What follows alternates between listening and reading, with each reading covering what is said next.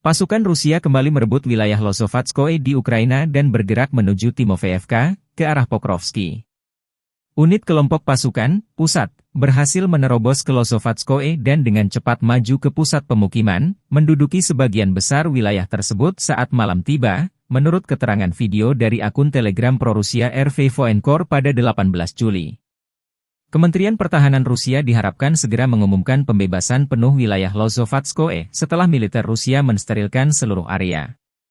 Pergerakan pasukan Rusia ini menunjukkan upaya terus-menerus mereka untuk menguasai lebih banyak wilayah Ukraina dalam konflik yang sedang berlangsung. Sementara itu, ketegangan antara Rusia dan Ukraina semakin meningkat dengan serangan dan perlawanan yang terus berlanjut. Perebutan wilayah strategis seperti Lozovatskoye menandakan eskalasi lebih lanjut dalam konflik yang telah berlangsung selama berbulan-bulan. Download Tribun X sekarang, menghadirkan lokal menjadi Indonesia.